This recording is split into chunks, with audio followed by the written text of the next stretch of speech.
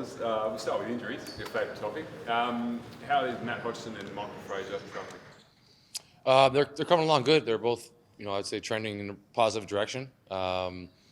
Mike did the most he's done today, and since he's got hurt. But I think it's probably we're not counting on him for Sunday, but he's not been ruled out yet either. I think Haji's probably been ruled out. I'm not sure what the specific designation is of his injury, like whether he's questionable or doubtful or whatever the word is, but we're not expecting him this week. But hopefully we'll be pretty close to full strength by Game 2 against Brisbane. How close is Fraser to building up and being able to complete everything that you're wanting to do, and with an intensity that you see is sort of up to a game-like situation? It's hard to say. I guess it depends on how he responds from today. I think he's gotten a little bit better every day. His definitely his demeanor and his vibe was a lot more positive today, so that's a good sign. And he pushed himself quite a bit. Again, I think it's just a quick turnaround for Sunday, but we're pretty optimistic that next week he'll be practicing in full and gearing up for normal attack on Friday night. What's the sort of, I guess, the final piece of the puzzle for yourself to tick him off, I guess, from the medical department to make sure that he's ready to go?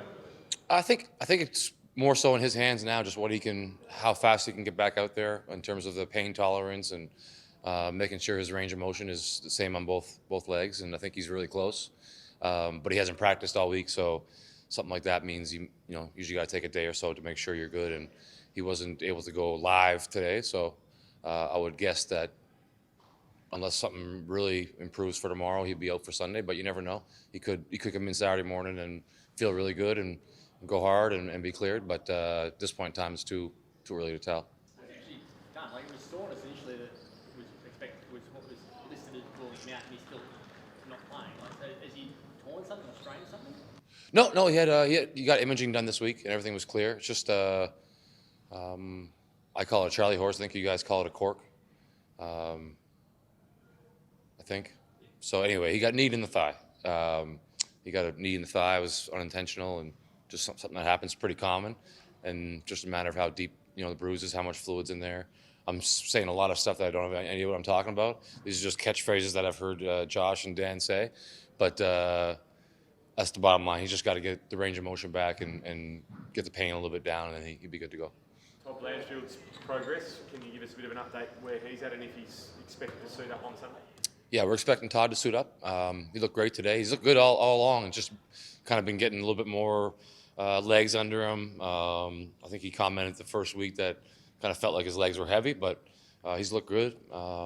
He played in the second group today, but he looked every bit of himself from what I've seen on the film from days that he was perfectly healthy. So we're all really excited about his kind of rehab speed and pace, and Josh and Dan did a great job with him. He did a great job with his rehab, so he's back a little bit earlier than anticipated, which is pretty rare. But he's had 2 really solid weeks, so there's no worry about rushing him back. He's ready to go. He's been cleared. So how do you use him? What sort of role does he play Sunday? Does he start? Is he off the bench? How does it look? We still got to figure that out, but I think he'll have limited minutes. I'm not sure the exact number. I haven't been told yet. So usually when it's limited, I prefer to bring a guy off the bench just because it's easier to keep him in a rhythm and play him at the end of the game if you want to. Whereas if you start and burn a bunch of those minutes right off the gate, then either you're sitting for a long time or you can't finish. So that's just my personal preference, but I'll talk to him and we'll see where we all stand. So how difficult it was for the opposition to stop Bryce and Vic at different times. You bring Todd in as well as a damaging shooter. That excites you about the ability to really score strongly with different guys spacing the floor. Yeah, for sure. I mean, he's a good all-around player too, so that excites me. And then just the fact that even if he's not involved in the actions offensively, he's a guy that you have to account for, and that helps our floor spacing. So someone like Vic or Bryce, the more space they have to attack, the more they're going to accentuate their strengths. And Todd's a perfect complement for those guys because he's someone you have to account for regardless of where he's spaced on the floor. And then we'll get him involved in some actions. We got a couple stuff that we've been running since I was hired that suits him really well. So hopefully we'll get to use him as a spacer, as a guy in the actions, and his length will also be valuable on defense as well because we're a smaller team that depends on our guards and our wings being long and active. So he fits the bill too. Brisbane's height. with that smaller team? I'm always concerned about all the teams' height. That's what I realized in Tasmania is we're going to be smaller most nights. So it's kind of a choice from our guys. If they can take care of the defensive glass and really be tough in the interior, then we can use our strengths on the other end by spacing them out, by flying around, attacking off the dribble, using our speed. We just got to make sure we're not getting hurt on the other side of the coin where we're giving up second chances or we're giving up deep seals in the paint from other teams' bigs. What's your messaging to the players? Obviously, you're smaller in the height. So how do you go about it? Is it positioning on the rebounds? What is it that you're sort of, I guess, coaching into the team in terms of trying to get their fair share of rebounds still? Well, I think I'd say it's just like the off-the-court things that are important here. It's the intangibles, heart, toughness, working together, things like that. So when it comes to rebounding, those things all fall into play. You got to be working as a team to make sure you're blocking everybody out. You got to be tough, not getting pushed around, and you got to have heart to try and have that desire to get the rebound. I don't know what the quote is, but I believe Charles Barkley was kind of famous for saying something like, "It's not about your height, it's about your heart in rebounding," and we just need to have 5 guys that show it, and we'll be okay. And that will allow us again to, really use our strengths, which are speed and versatility, as opposed to maybe height on paper. When Vic Vaughan signed with the Wildcats, some of his former teammates had a bit to say publicly, criticising him for making the move. Do you expect any extra attention for him on Sunday? I don't expect any extra. I think the other thing I've learned is, and I guess I knew it before I got here, but with the short season, 28 games, I'm not sure why it's not 27 or 36, but whatever, 28 games, every game's huge, and that means there's going to be tension and high energy every game. And if you're not bringing that, then you're missing an opportunity to capitalize in those games. So I think our guys will be ready to play, and they'll be showing toughness and a bit of an edge no matter who's out there. And if that's a reason for Vic to be more ready to play, then great. But I'm hoping that we don't need reasons like that. I hope we're ready to play every night, no matter who the opponent is. Your energy's been noticeable. You had a bit to say to the officials during the game. Is that something you've enjoyed, you don't mind having a bit of banter with the refs? Well, I think every coach, I don't want to say every coach, but most coaches, I think, really appreciate when the referee will at least talk to you.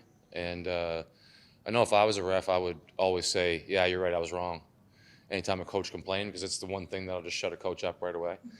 Most times, now if I said it probably 5 or 6 times a game, they'd probably get tired of me being wrong. But I think when a referee will at least talk to you, it's easier to stay calm. I think a lot of coaches tend to get worked up or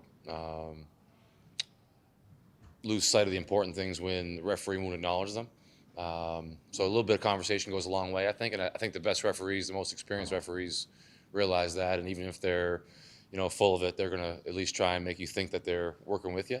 As far as the other night goes, we had a good conversation with Vaughn about car insurance and who's liable in collisions. So that cleared things up for me. I'll make sure I don't rear-end anybody, and don't want any lawsuits coming toward the club when I'm driving the team vehicle. Are you enjoying the league in general? Early days, but how do you feel you fit into it? Don't know how I fit, but I know I really enjoy it. I like the coaching aspect. Compared to the NBA, there's definitely more practice time, which at least as a coach, I like that. It's nice to get out there and work with the guys and try and improve your stuff, as opposed to the NBA where it's like you get one day turnaround. We've probably had more practice here already than you'd have in a full NBA season. So as a coach, that's nice. Games are fun too, obviously, but like I was saying, with the short schedule, makes the games that much more important, which makes them more exciting, which gets you more jacked up. So all those things kind of add up, and I'm also really enjoying the players and the staff. It's a real atmosphere about winning and playing together, and I haven't had to worry too much about trying to get guys to play hard or to pass the ball or anything like that. They handle all that stuff, and as coaches, we can just get down to the X's and O's, which is why we got into this in the first place. We enjoy the game. We enjoy competing with the other team, trying to prepare better than the other team. And when the ball goes up, the competitive juices are there. So I'm really enjoying it. So hopefully we just can be competitive and successful all year, because regardless of all those things, if we don't win, it won't be too enjoyable. So hopefully we can take care of that at least enough times to keep us in it. couple of really hard fouls last weekend on Vic and on Bryce, one of which was overturned by the challenge on a technicality. Are you concerned at all about the way they're being approached when they're in a vulnerable position? Not really. I mean, I guess time will tell if we think there's something unfair going on. But I feel like if I was coaching against those guys, I'd want to be playing them tough and not giving them anything easy. So they got to expect that every time out from whoever we're playing against. It was interesting on that challenge. We were joking about it. It was actually a bad challenge, even though he won, because the thing with the challenges are even if you win, it goes to a jump ball. We won the jump ball and hit a 3, so he would have been better off letting it go. But it's tough, thing for coaching. But as far as the guys go, I mean, they're tough. They've been good players their whole life, and I'm sure defenses have been keying on them and trying to make them uncomfortable and trying to throw them off their game since they started playing ball. So I don't think it's anything new. And as long as the referees are fair, which they have been, it should be par for the course. Did you get any feedback from the NBL about the swearing in the timeouts and the procedures that they want if you want to have a crack at your players? No, but I learned that there's a lot more being broadcast than I thought. Definitely got a text from my mom right after the game. She wasn't overly pleased with the win because she values that side of things pretty highly, and I usually hear about it if she's not pleased. So not because of that, just because I realized there's a lot more being broadcast than I thought. So try to tone things down a little bit. I'm no angel, but I don't like to be viewed as someone with a sailor's mouth all the time either. So I guess there's a time and a place, and I'll be a little bit more careful with the selection of the time and the place. Just on Matt Hodjo's absence, who will play more court time with him out? With Haji out? Yeah. Kind of everybody. Like Juk obviously played a lot more than he had played in the preseason, and he did a great job with his minutes. Played Jesse a little bit more at the 5 spot. Ollie played more. We weren't expecting him to play leading into the weekend if Haji had been healthy, and he did a really good job with his minutes as well. So it's kind of a committee to replace Haji, but a little bit more from everybody, and makes us a little bit smaller, like we were saying. So we have to do a better job on the glass and our schemes with post defense. But I have a little bit more confidence in our ability to do that after dealing with Zimmerman and Jawai with cans.